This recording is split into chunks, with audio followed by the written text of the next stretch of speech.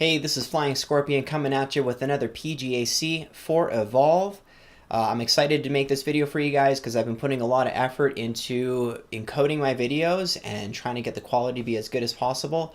Unfortunately, through a lot of testing, I've found that I've actually had to reduce the quality by quite a bit in order to make these videos, but I think still at a good point. It's still relatively high definition. It's still 60 frames per second. And I've managed to make some improvements here with sort of the recording here with the webcam. I've got better lighting. The lighting's better. Definitely that makes a huge difference.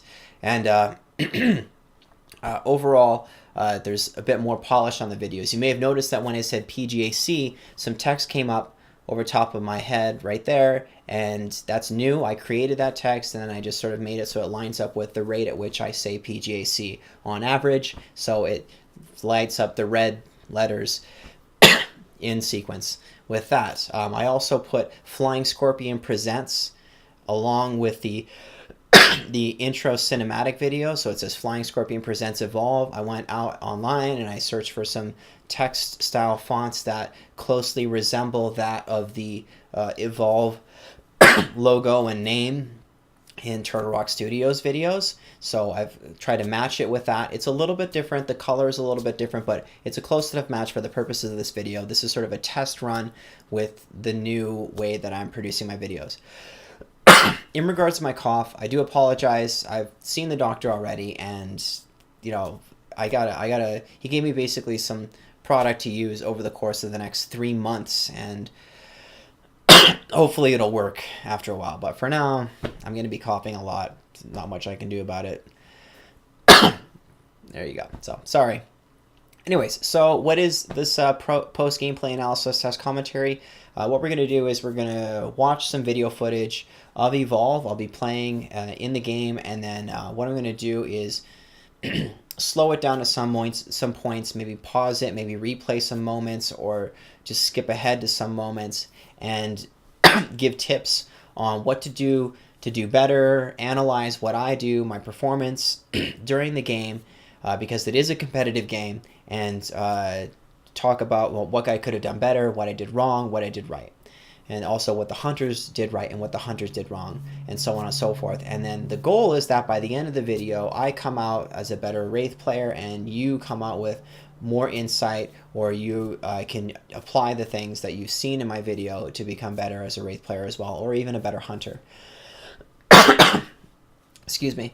One of the things that I want to talk about, though, is that I think this is kind of important, and really why I'm doing this. So the reason why I really make all my post-gameplay analysis videos about Wraith is because I don't have enough time to play and really get good with a lot of different characters.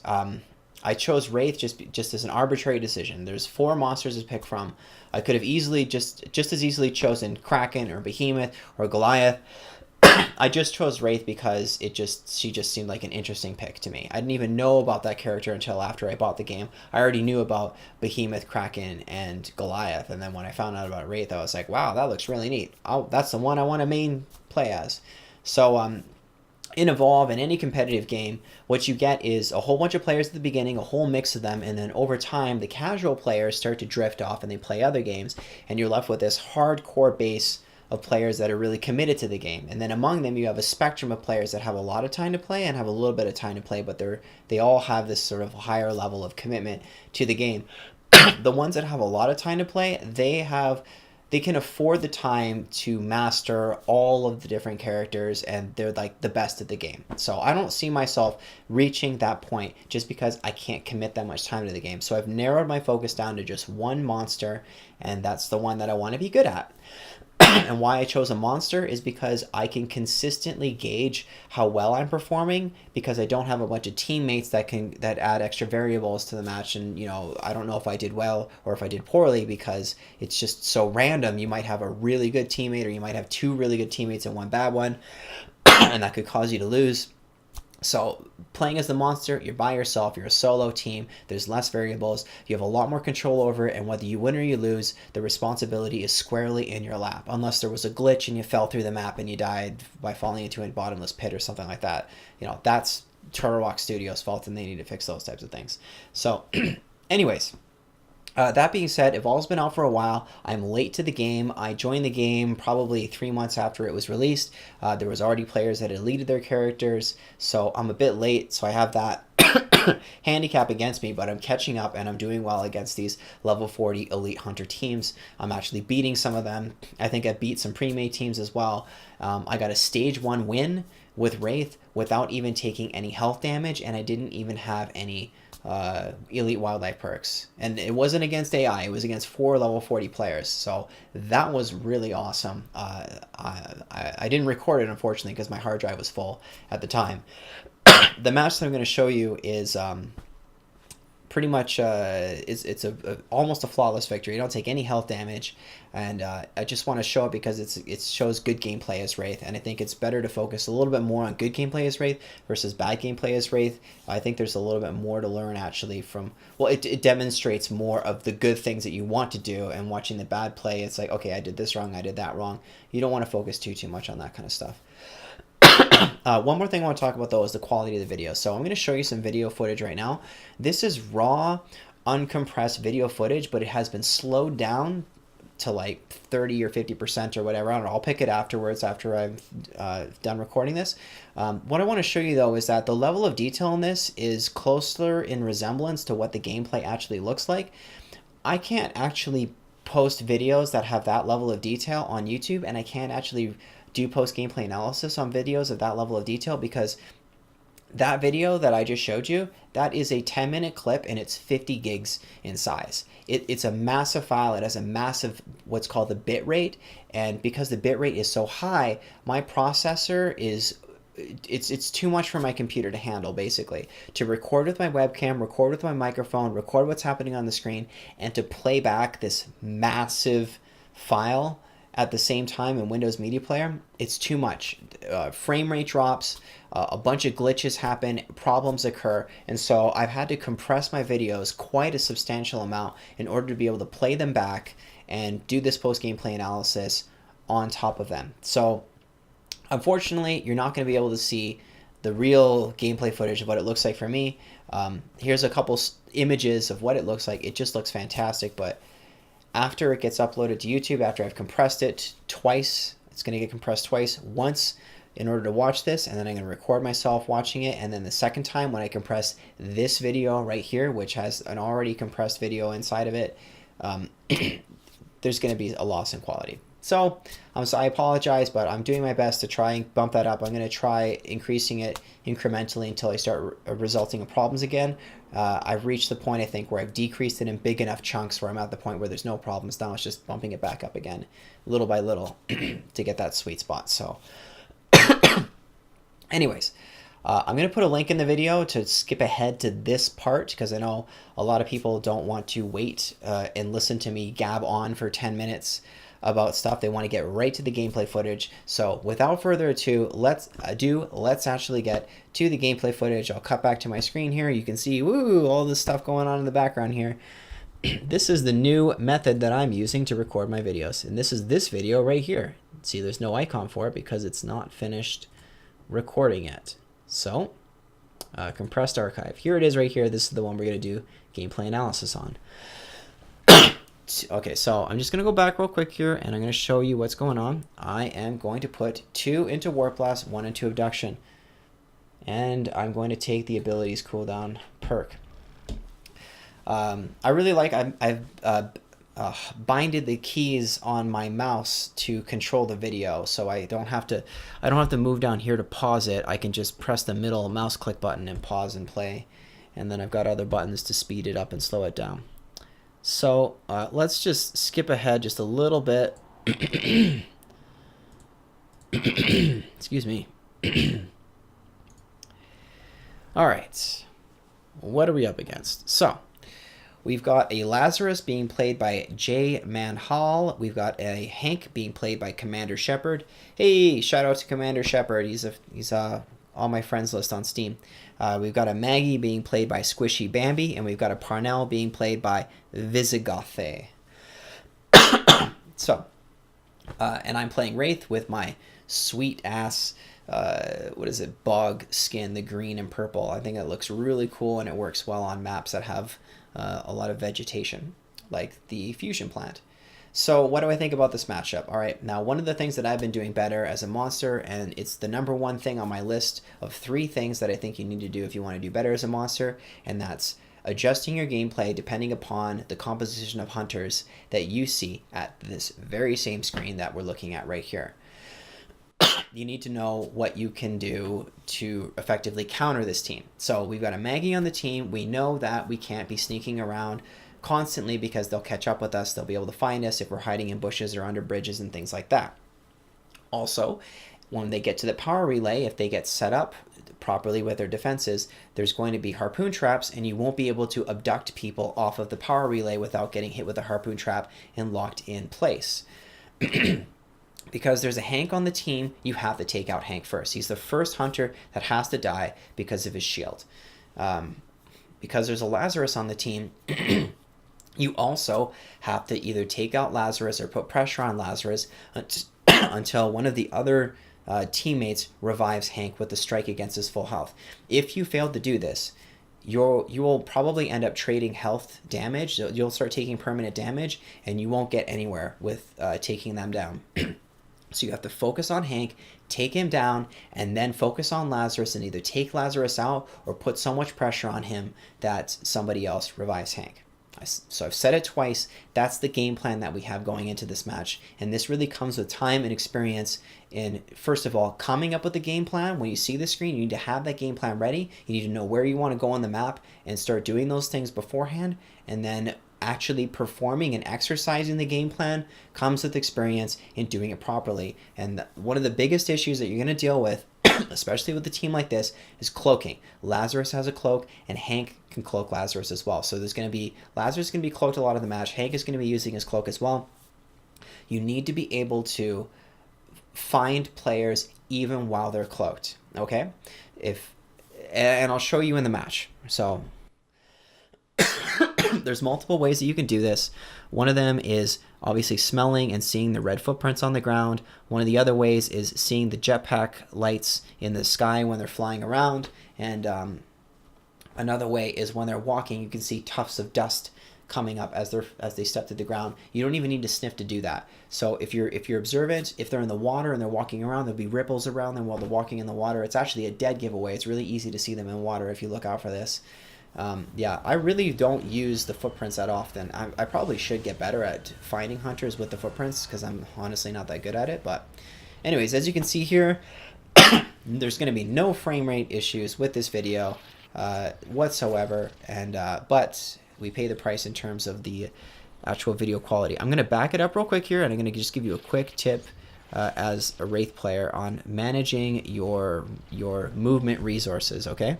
So here's your movement resources. You've got Warp Blast, that gives you movement, and you've got your stamina. 3 stamina. As soon as you use 1 stamina, this goes into recharge mode, and it slowly starts recharging in the background, and then you get that stamina back again. Same thing with Warp Blast. Warp Blast goes on cooldown timer. So what's the most efficient way to use up both of these together to get the most distance? It's to use 1 transversal stamina, then use 1 Warp Blast. Once Warp Blast is finished, then you use your other 2 stamina, just like this. So there you go. Everything's on cooldown, but this stamina is going to recharge nice and quickly, and then this is already on recharge right now. Now I'm going in this direction to look for the Elite Crowbill Sloth if it's here. I don't see it here. I see nothing here, so I just kill this creature and move along. So we're going to go back to normal speed. This is one of the reasons why I choose this direction. So I get really lucky. I got 3 elite or mammoth birds, and one of them is elite. Now I forget that the elite one has more health, so I got to abduct him, pull him back again, and then I'm going to eat all of this. So this is 9 meals. I turn around and I see the Crowbill Sloth right there. I'm looking at him. He's not white, so I know that he's not elite. You don't need to get so close that you see that little star over their head to know that they're elite and they have a buff on them. We'll see another one up ahead here. All right, see? So this one's got the star above its head. The Crowbill Sloth is such a large creature that you can look at it from a distance and tell if it's white or not, if it's an albino. So I'm not going to actually go for this buff because that's armor regeneration. I'm better off with cooldown reduction. Now, I chose cooldown reduction as my perk. So having this perk or this elite wildlife buff isn't as big of a deal for me, but it's still better than what I already have, and it takes it away from the hunters. Now the hunters don't have cooldown reduction, and that's good. Once again, I get really lucky, and I get 3 meals or 3 creatures all piled up, and they get in Warp Blast range, and I'm very quickly able to get evolve ready. Now I'm going to decide, I kind of lose my sense of direction there, I go the wrong way, but I want to go this way and get away from the hunters, and I'm very lucky that they haven't spotted me, they haven't shot any bullets at me, I know they're not on me, so I'm just trying to get as much range as possible, try not to scare any birds, and I'm going to just go evolve. I just want to get to stage 2. It's a lot better at stage 2. So I kill a couple creatures real quickly so I have some food to eat after I evolve and I lose my armor. This is not a good spot to evolve because if Hank sees me, he's going to drop an orbital bombardment on me. I get lucky. Once again, I'm lucky in this match that Hank doesn't see me and drop an orbital bombardment on me, but I do not recommend evolving out in the open like this, especially when you've got clear line of sight across the canyon like that. So somebody shoots at me and I get a bail. I'm not going to eat that, so I burned 2 transversals and 1 warp blast, but that's okay. The other one just came back again really quickly. I want to check on that Crowbar Sloth and see if it's eluded, but I don't have time to do that because the hunters are too close to behind me. So I'm turning around. I see that they're close behind me. You do need to make sure you turn around often. Now there is the optimal use of transversals: 1 stamina, 1 warp blast, then 2 more stamina. Bam. It's important to turn around once in a while, like I said, to see where the hunters are at and find out if they're close to you. Now I see a bunch of Reavers all bunched up together, so I'm going to just go in. I get a cleave. I get lucky once again. I get all 5 of them in one fell swoop. That definitely was not planned, but I'm going to try to do that again in the future. There's another Crowbar Sloth, but it's not elite. I saw that it wasn't white, so I'm just going to keep on moving. Even if it was white, I wouldn't stick around and kill it anyway. If the hunters stop to kill a Crowbar Sloth, that's fine, because it slows them down and it gives me time to go get more food and get ready to evolve to stage 3 if possible. So I'm thinking about climbing up on top of that tower to the left, but I changed my mind because I remember, oh yeah, they have Daisy on the team. If I hide up there, the dog is just going to find me. So this is what I mean by adjusting your playstyle. I'm going to eat a lot of food here. They killed the sloth, which was a waste of their time, a bad play. They should have just left the sloth there and kept on moving. So obviously they were following directly in my tracks instead of some of them cutting me off. I think one of them even said during the match that they told the trapper to go around and cut me off, and he just followed with the rest of them. So they may have been able to actually dome me at stage 1, and it could have been a completely different game if they did. So I'm going to eat this buff because my ability cooldown reduction buff is already almost finished, and now they're going around to try to cut me off during this match. I know this because I've already played the match, but they're going to try to get the dome off on me, but he's preemptive. He's assuming I'm going to keep going in that direction, so that was definitely a fail on the trapper's part. Some mistakes there. But I'm ready to evolve, and I decide I'm ready to fight. I'm going to slow it down, and I see Commander Shepard's the support, and he came right into my face. He basically delivered himself on a silver platter. He burned through all his jetpack, and I'm able to just unload my supernova onto him. He's cloaked right now, so I can't see his health, but I know I'm doing a ton of damage to him.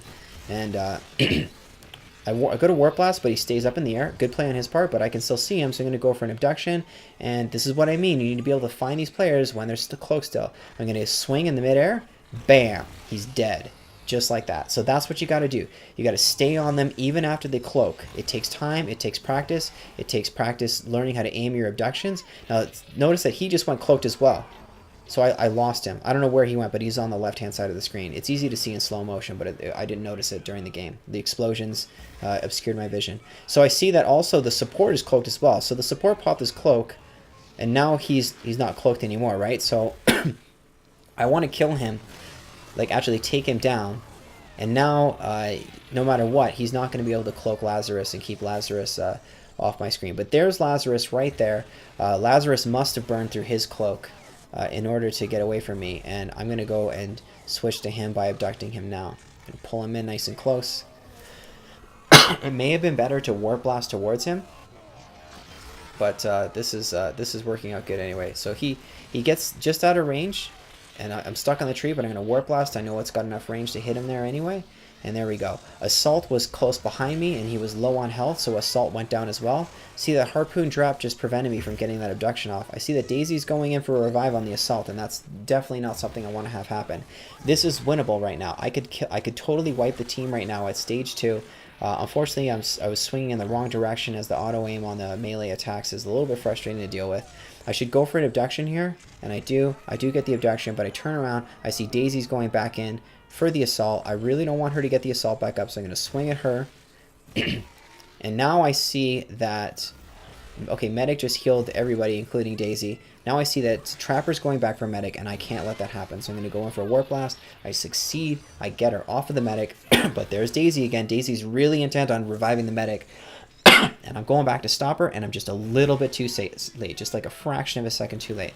But that's okay. Daisy's going to go down. Almost everybody has a strike against their full health. The only person who doesn't is the Trapper, which is really like the least of my concerns. They're going to run away at this point because they know that I'm just wrecking them.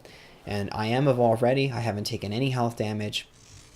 And I don't think I really mentioned this, but on the team with Parnell really struggles to hit Wraith because you don't really know when the right moment is to pop your super soldier and unload on her face. So I'm going to go to eat this, but I stop and I go, you know what? I'm evolved ready. I don't need to armor up and chase. Let's just stage up, get a little bit of armor, and then go straight for the power relay. I got a minute to do this. So what I was going to say is that with Parnell, it's hard to know when is the best time to use your super soldier and unload on a Wraith player, because at any moment the Wraith can just stop what she's doing and then just get some distance on you and dodge your shots. Wraith is a small character. She has a smaller hitbox. It's harder to hit her with the shotgun. It's harder to hit her from long range with the rockets. So just overall, Parnell struggles against Wraith. So I'm going to eat this corpse real quick right here and get just a little bit of armor. I'm not going to bother getting full armor because I really want to put pressure on them and force them to come out of hiding and fight me before the rest of the team shows up, the support and the Trapper. The support and the Trapper are really the biggest threat to the monster. A good support and a good Trapper can really take the fight and make it difficult for the monster. So I'm going to abduct whoever this is.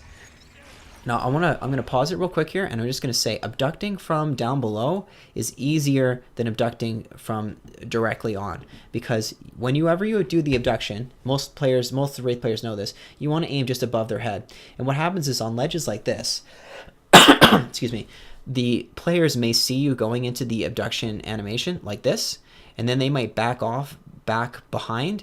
But even if they don't see you, all you need to do is have the reticule above their head, and you'll come warping in and actually grab them with your feet, and you'll still manage to get them. See? Bam. Grabbed him with my feet, pulled him back, even though I was aiming a little bit above him, and it worked out well. So he's popped the shield. It is a good time for him to do that. He is still low on health anyway, so I'm just going to keep putting the pressure on him. I don't see anybody else.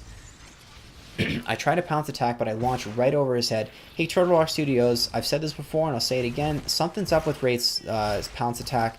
It just doesn't seem to work right, at least not for me. And in this clip right here, I just demonstrated an example of what I'm talking about. Behemoth's pounce attack works a lot better. So I'm going to eat the corpse to prevent Lazarus from getting the revive off. Somebody shot at me. I don't know what direction from.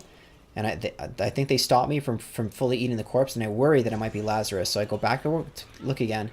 Corpse is gone. Okay, so I know that it wasn't Lazarus. So it was the support, or the Trapper, my bad. It was the Trapper. Trapper drops the dome. Really a bad time to do that. She's almost dead, but she just gets lucky in the nick of time. Hank shows up to save her. And I hit her. I hit her right there. She got close to me, and I turn around, and I hit. That was definitely just bad luck on her part.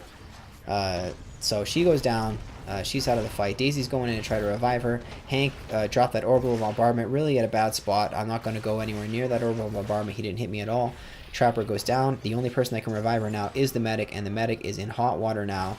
He is done. Alright, Medic is down. 2 strikes against the Medic.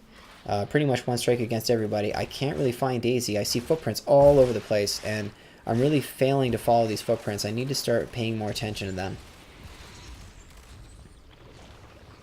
So he was probably going to go over there and try to revive Lazarus, but the decoy probably stopped him. That's probably why Lazarus popped that burst heal right there, was to heal up the support. So his cloak probably was about to run up, and he probably just started running for it. And that's fine, because the Medic just goes down. So he's leaving. I know he leaves the Medic behind, and he's the only person that's left on the map, and that's Commander Shepard. I'm attacking the power relay. I'm forcing him either to come out of hiding or to just sit back and watch me win the match. So he shoots at me. I turn around. He's cloaked, but only for another second. There he goes. He's revealed. And I'm going to cut across straight to where he's moving. So I'm going to go diagonally through here and cut off his path. I go right in front of him, and then bam, he's down. So that's it. That's game right there. So we'll go ahead and watch, and I'll let it continue on to the statistics screen showing how much damage I did. I'm really happy that there's no frame rate issues and that this is a dependable way to make the videos. I'm just not happy that I've had to sacrifice a level of detail in order to make these videos happen. All right, so there we go. 10,000 Warp Blast damage, 1,000 decoy damage, 3,000 supernova damage, and 7 abductions. What I really like about this is that I can close this window and it's not going to stop the recording from Fraps. Okay, so I'm not really sure what else to talk about in that match. I hope that you learn a little bit from watching it. I'm certainly learning and getting better as I make these videos, observing my previous gameplay footage. One of the things I do want to mention, though, and this is more like a meta level talk on Evolve, is that Evolve seems to be a game that has a lot of momentum behind things that happen. It's a game of, how do I say? I'm trying to find the right word here for, but it's definitely a momentum-based game. Okay, so by momentum, this is what I'm talking about. The very first fights, the fights that you get at stage 1 and at stage 2, the early fights that you get into really set the precedent for the rest of the match. So let's say that you get domed at stage 1 and you manage to get a down penalty on the medic, and they also take away a bar of your health. It's a pretty even trade, and I think that it's actually, depending on how much health damage you take, even trading some of your health in order to get a down penalty on the medic can put the ball back into your court as a monster and give you the advantage. If you take health damage and you don't get any strikes on anybody at stage 1, the momentum's going to carry forward because now they're going to have a boost to their confidence as the hunter players. They're going to get a better idea of how you fight as a monster, be more prepared for you on the second one. And you're going to be playing catch-up at that point forward. You're going to be playing catch-up, and also it's going to have a bit of a psychological effect, and at least I know what it does with me. From watching my previous videos, if I get domed early and I don't get the opportunity to sort of make things happen the way that I want to have them happen, like make sure that I get domed in places where I want to get domed, or make sure I get the breathing room to be able to actually get evolved without taking damage during the evolve, I start to play more sloppy, and it's because I start to panic. So that's something that I have control over. Now, a more concrete example of this momentum that I'm talking about is when things actually work in your favor as the monster. When things work out in your favor as the monster, it makes it easier for things to work out in your favor again, and then that makes it happen again, and you just get this exponential growth of I would say of the percentage chance of the fight happening in your favor. And what I mean by that is when you get a strike against the hunters, if you get a strike against them and they go down and they lose some of their maximum health and you don't really trade that much health damage or any health damage in the process, you can go away, and then the next time you fight them, you're also more powerful, and it's even easier to get a strike against them the second time. And then it's even easier to get a strike against them on the third time, and also you are getting more powerful. As you're getting more strikes, it counts towards your evolve bar, your meter towards your next stage of evolution. So the game, when you play well, the game rewards you by increasing your power and therefore your ability to play well, which then it goes on a cycle, like a cycle that just gets more and more powerful. It doesn't auto balance during the match. So you need to do well, and you need to hit hard, and you need to hit fast, and you need to do well at the beginning. And that's why I think I was doing really poorly as a Wraith previously, is because I played way too defensively. I played way too defensively in the beginning stages, and I also played a little bit sloppy. If you're going to play defensively, doing what I did in this match is a better example. It's not so much defensively, it's just playing, I guess, sneaky, or just not getting into a fight until you're ready for it. If you're a sneaky Wraith, if you like to stealth a lot and you don't want to take a fight until stage 3, that's still a really good tactic, and it can work out well for you. But if you get domed at stage 1 and you play hyper defensively and you lose a lot of health without really doing anything to the hunters, it's just not going to work out well. And playing Wraith defensively doesn't work out that well, because you back up into corners, they're just going to come in there and attack you. You need to shake them up. You need to force them into a position where they got to respect you, and they got to respect the damage that you deal. If you're warp blasting up into the sky to avoid damage, you're doing it wrong. You warp blast into the hunters. You got to warp blast into the hunters. And it's scary to do, because you know you're going to take damage in doing it, but you have to be willing to make those sacrifices on your health in order to just push them away from you, or shake them off a little bit, and force them to put away their guns and bring out their healing guns, bring out their shields and things like that. And that's another example of the exponential factor of playing well. When you play well and you do that, you have less hunters having their guns out. Kyra doesn't have her fire grenade launcher out. She has her healing grenade launcher out. Really, when you're doing this, there's only one person that's attacking you, and that's the assault. And if you're playing like I am, the assault's going to have a hard time hitting you. The trapper might be dealing damage to you. It depends on the trapper. But yeah, it really reduces the amount of pressure on you. It makes you take less damage overall, and it helps you do more damage to them. So yeah, that's pretty much it. I'm going to be doing more videos like this in the future. I'm going to be trying to improve the quality of the videos little by little over time until I reach basically the maximum quality that I can make in these videos without having frame rate issues or total lag and stuff like that. But anyways, once again, this was Flying Scorpion with another PGAC for Evolve. Hope you guys liked it. If you did, give me a thumbs up or put a comment down below. If you have any suggestions on how I can play better, I would really like to hear from you. Thanks for watching. Adios.